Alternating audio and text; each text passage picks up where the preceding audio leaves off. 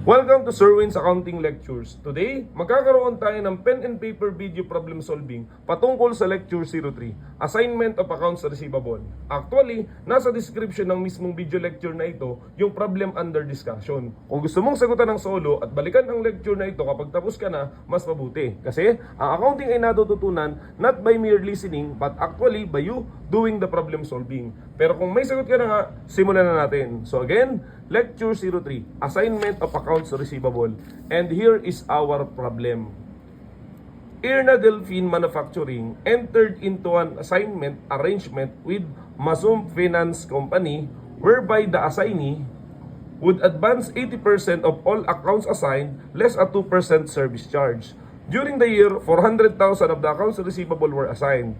200,000 collections were made on outstanding accounts which were remitted to Masum Finance Company to apply first to 1,500 pesos interest in the balance of the principal. Sales return and allowances on assigned accounts amounted to 8,500.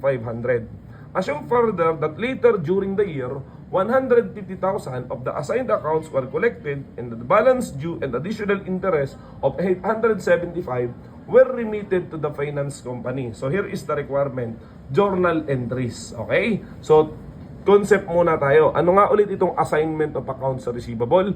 Ito ay isang formal type of pledging kung saan sinasabi mo mismo na yung accounts receivable na yon specifically ay yun yung gagawin mong collateral or pambaya dun sa inutang mo. Dalawa po yung transaction dito. Una, nangutang ka, and then pangalawa, nagkaroon ng collateral yung utang. Assignment of accounts receivable specifically.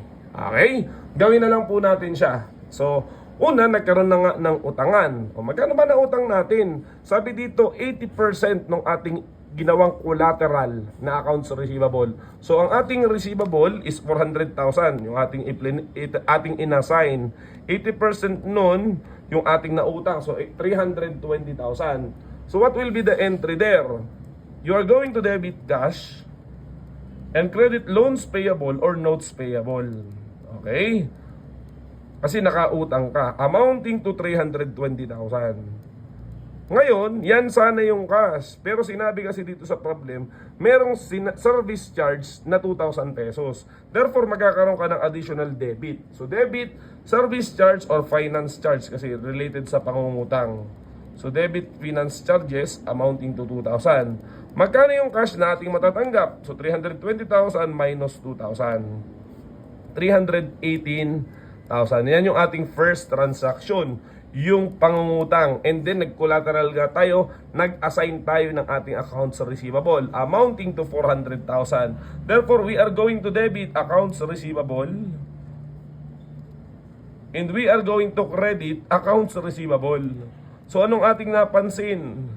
Kung ano yung debit, yun din yung credit. Kasi nga assignment lang naman talaga to. Itinuturo mo lang alin dun sa mga accounts receivable mo ang nakasangla. Kasi pag nakasangla, ibig sabihin nun, ikaw pa rin ang may-ari. Therefore, hindi ka nawala ng asset. Kasi sinangla mo lang naman. It's just that itinuturo mo, ina-assign mo. Yan. Kaya debit, AR assigned. Okay? Na itong receivable na to, itong 400,000 na to, mawawala siya sa aking general accounts receivable kasi nga siya ay nakasangla na. Pero again, tayo pa rin naman ang may-ari. So yan po yung unang transaction natin, pangungutang at pagsasangla or collateral yung ating receivable assignment. Okay? And then lilipas yung panahon, magkakaroon ng koleksyon. Sinabi dun sa problem, nakakolekta tayo ng 200,000. So what will be our entry for that? So we are going to debit cash kasi nakakolekta ka, amounting to 200,000, and you are going to credit accounts receivable. This time, ang nakolektang accounts receivable ay yung nakasangla. So that's why we credit accounts receivable dash assigned. Kasi sinabi na ng problem. Okay? So simpleng collection lang po talaga yung nangyari. Okay? What happened? Sinabi pa dun sa problem na kung ano yung nakolekta mo, niremit mo yan dun sa finance company. Meaning, pambayad dun sa utang mo na 320,000. So what will be our entry? Mababayad tayo ng utang. So we are going to debit notes payable. And we are going to credit what? Cash. Kasi nga, magbabayad tayo ng utang. So sabi dito kung ano yung ating nakolekta, yun din yung ating niremit. So we credit cash 200,000. So dumuan lang talaga sa atin. dapat sana, yun din ang ide-debit natin dun sa notes payable, dun sa utang. Kaso sinabi ng problem na una mo munang binayaran yung interest na 1,500. That's why dalawa yung ating debit. We debit interest expense. Kasi may interest nga yun, 1,500. At sinabi ng problem na yun daw natira, yun yung sa principal. So again, 200,000, okay, minus 1,500. That will be the remittance of the principal, 198,500. Okay, sana po naunawaan yung part na yon. Sinabi rin sa ating first paragraph that there is a sales return and allowances on accounts receivable, di ba? Na inassign natin. Ang tanong, sino nga may-ari ng receivable? Sagot, tayo pa rin. Therefore, simpleng entry lang po yan, yung normal na entry whenever there are returns and allowances. So we are going to debit sales return and allowances. Okay? And we are going to credit accounts receivable. Ayan. Na again, yung nakasanglang receivable, ina-identify mo lang na siya yung naka-assigned. Okay, pero still, sa'yo nga yun, paulit-ulit na ako, amounting to 8,500. So that ends the first paragraph. Okay, let's move on to the second part.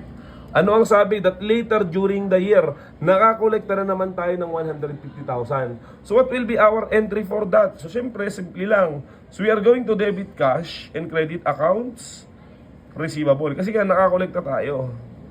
At ang nakolekta natin ay doon sa nakasanglang receivable, 150,000. So ganun lang po yung kasimple. Okay?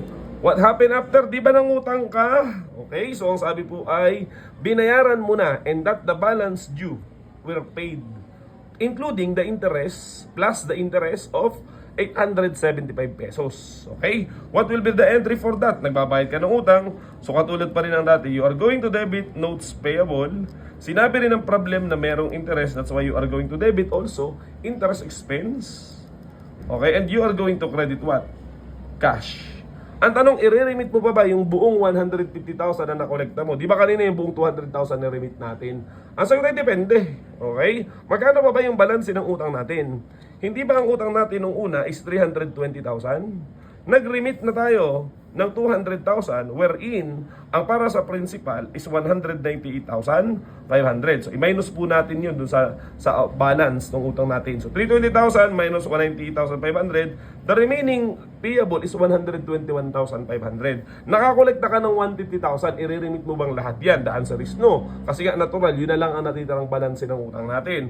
So that's why again, we just debit notes payable amounting to 121,500 kasi yun na lang yung balance ng utang na natitira. Sinabi din ng problem na magbabayad ka ng interest amounting to 875 pesos. So basically, ang total na i-remit mo sa kanya is yung principal ng utang at saka yung interest. Therefore, the total cash would be credit 122,375.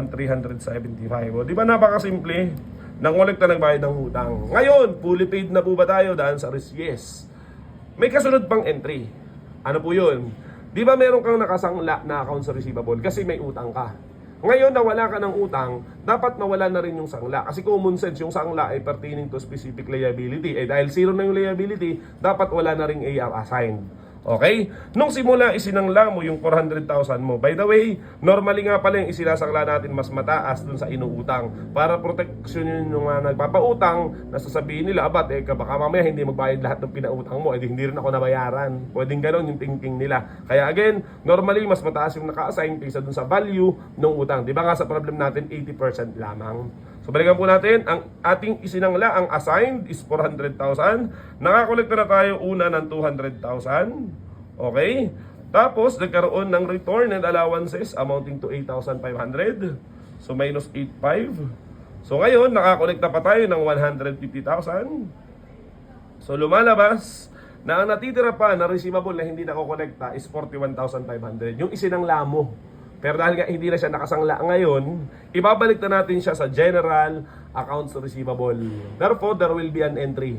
Debit, accounts receivable. Okay? And credit, accounts receivable. So, di ba, debit AR, credit AR.